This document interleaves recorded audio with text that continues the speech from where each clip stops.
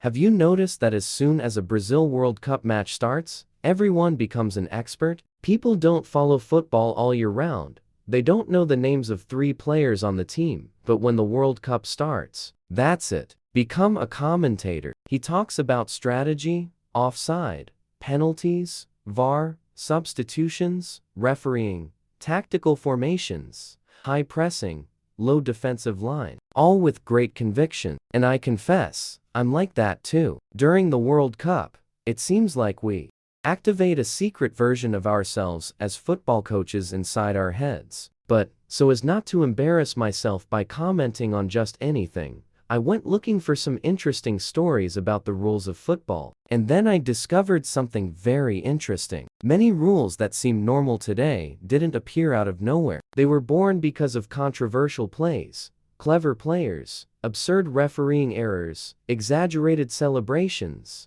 goalkeeper stalling, blatant simulations, and even aggression on the field. There are players who have changed the rules by doing the stutter-step. There are players who have changed the rules by taking off their shirts. There are goalkeepers who have changed the rules because they stalled too much. There are plays that help strengthen VAR, and there's even a player who ended up in prison for something he did during a match. So stay until the end, because some of these stories seem like movie scripts. Let's start with one of the most important rules in the history of football, the penalty kick. Today it seems obvious. Did he commit a foul inside the penalty area? Penalty. Did he put his hand out to prevent a goal? Penalty. Did he bring down the striker during a clear scoring opportunity? Penalty. But in the early days of football, it wasn't like that. Back in the late 19th century, around 1890, the game was still very different. If a player prevented a goal unfairly, the punishment could simply be a regular foul. Now, imagine the situation. The ball is practically going in. The lawyer realizes he won't be able to legally save the team. Then he puts his hand on the ball. The judge calls the infraction, but instead of a direct free kick at the goalkeeper, the team only gets a free kick nearby, still with a wall in front. In other words, for the defending team, sometimes committing the foul was worthwhile. It was better to prevent the goal at all costs, and then try to save it with the penalty kick. That's where William McCrum came in, an Irish goalkeeper who helped champion an idea that would change football forever. The logic was simple. If someone prevents a clear goal-scoring opportunity with a foul inside the penalty area, the punishment needs to be heavier. It can't just be a minor foul. The team that is being wronged needs a real chance to score. And that's how the penalty came about. A rule created to prevent foul play from paying off. And look how curious this is. One of the most dramatic penalty kicks in football was born precisely to correct an injustice. Because, let's face it, nothing changes the atmosphere of a game more than the referee pointing to the penalty spot. Now, if you think that one handball only changed football back then, wait until you remember what happened in 2009. France versus Ireland. Playoffs for the 2010 World Cup. The game was for a spot in the World Cup. And that's when Thierry Henry was involved in one of the most controversial plays in recent football history. The ball came into the area. Henry used his hand to control the play. The move continued and France scored the goal that secured their qualification. The problem? The judge didn't see it. France went to the World Cup. Ireland was left out. And the whole world saw the replay afterwards. This is the kind of play that makes any fan lose their temper. Because it wasn't just any play. It was a spot in the World Cup. The controversy was enormous.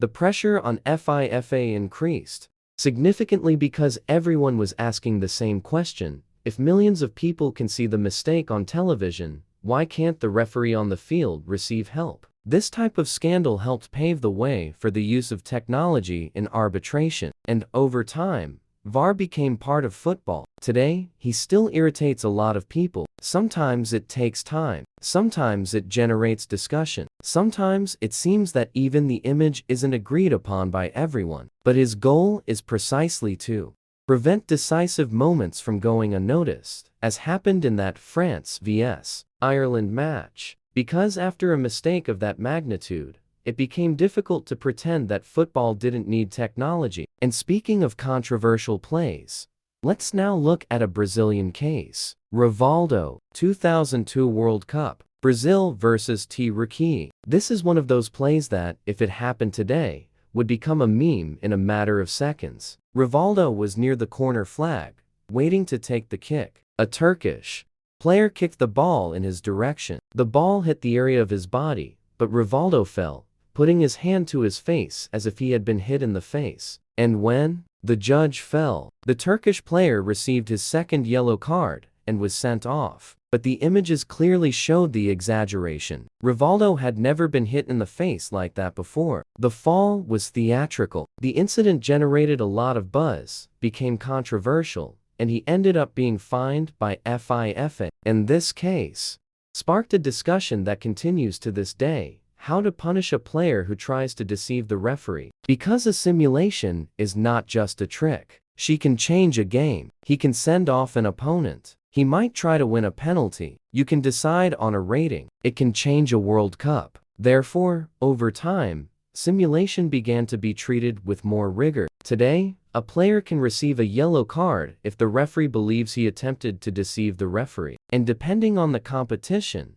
the play may still be reviewed later. But Rivaldo wasn't the only famous name in this story. At the 2014 World Cup, Arjen Robben was also at the center of a major controversy. Netherlands vs Mexico. Elimination match. Robben fell inside the penalty area during a crucial play, and the referee awarded a penalty. The Netherlands advanced. Mexico was outraged, and the debate has returned with force. Where does normal game contact end, and where does simulation begin? This is one of the most difficult questions in football, because in slow motion everything looks different. A light touch can feel like a blow, a natural fall can look like theater, and a well-executed simulation can fool even an experienced referee. That's why this topic remains so sensitive. Football tries to punish feigning injury, but it's not always easy to distinguish exaggeration from a real foul. Now, speaking of absurd refereeing errors, there's one play that still seems unbelievable to this day. Frank Lampard, 2010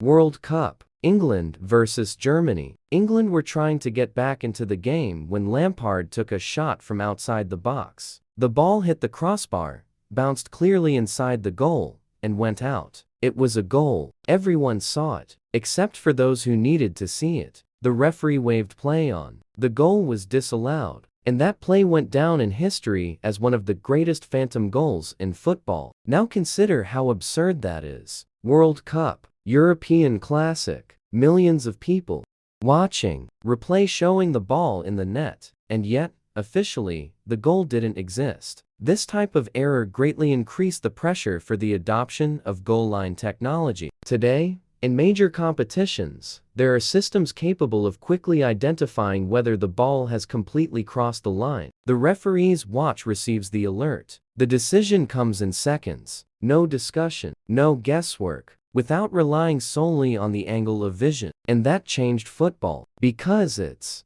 one thing to discuss whether there was enough contact to warrant a penalty. It's another thing entirely if the ball goes into the goal, and the game simply continues as if nothing had happened. After that incident with Lampard, it became much harder to argue that football should continue without technology to deal with that kind of situation. Now, let's move on to a rule that completely changed the role of goalkeepers. And here enters Peter Schmeichel, one of the greatest goalkeepers in history.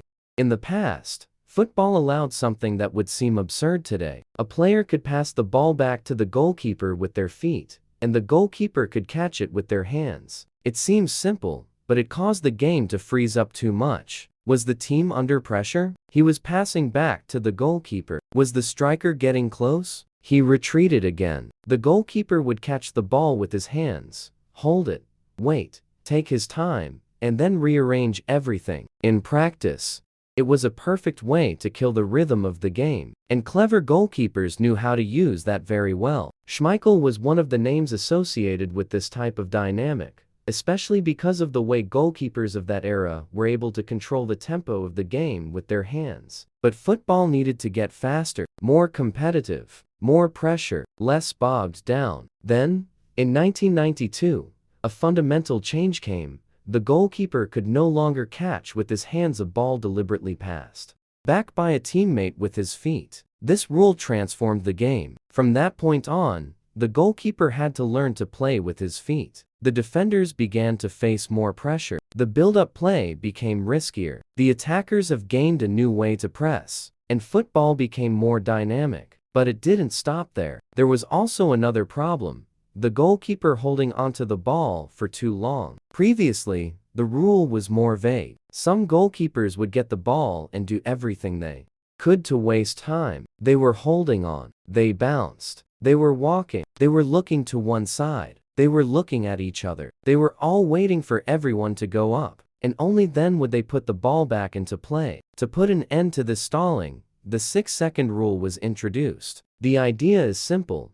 The goalkeeper can control the ball with his hands, but he can't turn that into an endless pause. The game must go on. Now, hold on tight for this next story, because it's one of the most intense. Duncan Ferguson. This case shows that the football field is not a place where anything can happen without consequences outside of the sport. For a long time, aggression on the field was almost always treated as a sporting matter. The player could be sent off. It could be suspended. I could be fined. But rarely did the case go beyond that. But Duncan Ferguson changed that perception. He already had a reputation as an aggressive player, involved in brawls and hard tackles. In 1994, during a match in Scotland, he headbutted an opponent. The referee didn't see the play at the time, but the images were analyzed later, and the case didn't end with just a sporting punishment. Ferguson was prosecuted for assault, convicted, and served time in prison. This episode is memorable because it sent a very clear message.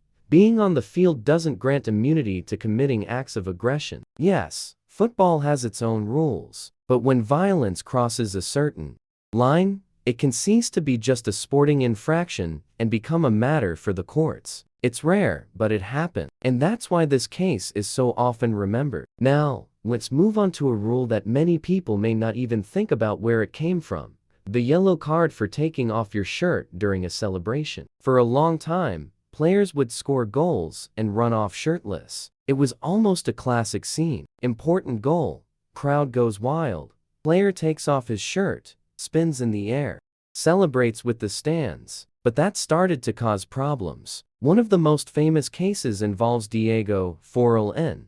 When he played for Manchester United, he scored a goal, took off his shirt to celebrate, and when he went to put it back on, he completely tangled himself up. The game restarted, and he still hadn't managed to put his shirt on properly. Result: he ran back onto the field with his shirt in his hand, somewhat desperate, trying to continue playing without his complete uniform.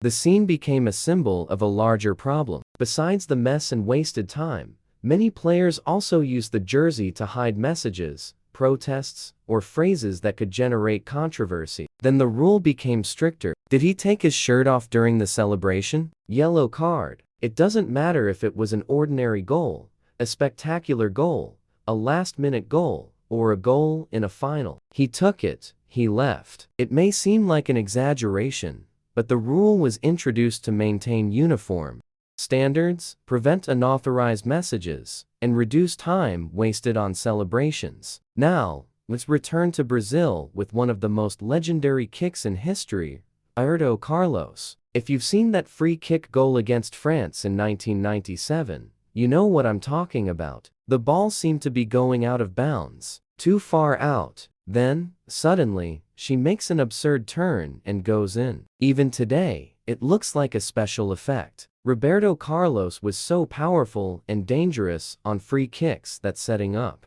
defensive walls turned into a battle. The players were trying to gain a few centimeters. They advanced before the toll was collected. They were dragging their feet. They reduced the space. They were trying to intimidate the scout, and that caused a lot of confusion. The distance rule already existed. The barrier needed to be a minimum distance from the ball. The problem was applying this clearly on the field. How did the referee ensure that the players were not advancing? How did he stop that scoundrel from taking a step forward? That's when foam became a simple and efficient solution. The referee marks the position of the ball and the line of the wall. If someone moves forward, everyone sees it. It seems like a small change, but it has greatly helped to organize free kick decisions and reduce arguments. And in a sport where centimeters can decide a goal, that makes all the difference. Now, let's move on to a recent rule, which many people call the anti-Dibu Martínez rule. Emiliano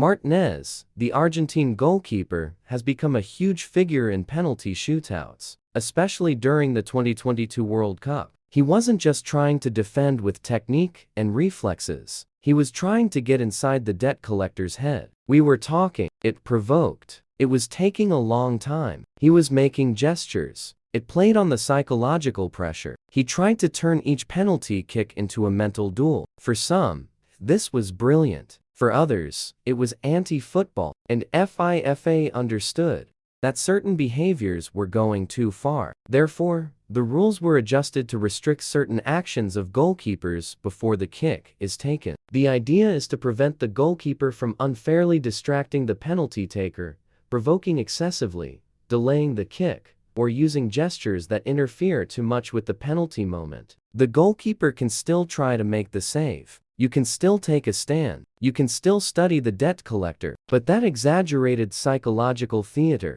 began to have clearer limits. And this shows something interesting. Even provocation, when it starts to decide a game that's too big, can become a reason for changing the rules. And now, we come to one of the most well-known stories for Brazilian fans, Neymar and the stutter-step during the penalty kick. A paradinha is a type of free kick where the player runs towards the ball, breaks briefly, waits for the goalkeeper to move, and then kicks it to the other side. It's technical, it's coldness.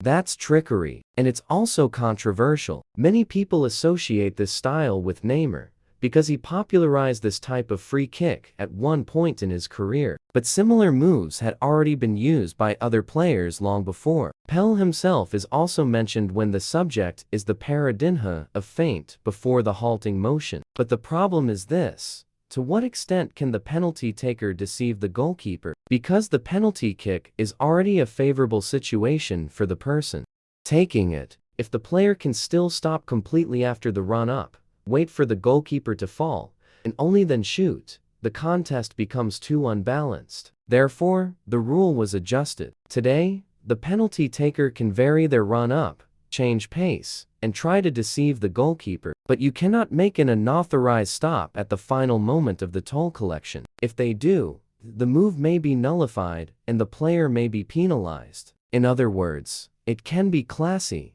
it can be cunning, it can be cold. But there's a limit. And that's where it all gets even more interesting. Because when you look at football from the outside, it seems like a simple game. A ball, 2 goals, 22 players. But behind every rule, there is a story. Sometimes, it's an injustice. Sometimes, it's a bit of a trick. Sometimes, it's an absurd mistake. Sometimes, a player who was too clever. Sometimes, a goalkeeper who went too far. Sometimes, a scene is so controversial that the entire sport needs to stop and say, okay, this can't happen again. That's how it was with the penalty. That's how it was with technology. That's how it was with the simulation. That's how it was with the goal line. That's how it was with the back pass to the goalkeeper. That's how it was with the shirtless celebration. That's what happened with the barrier marked by foam. This was the case with the goalkeeper's behavior during penalty shootouts. And that's how it was with the little break. Ultimately,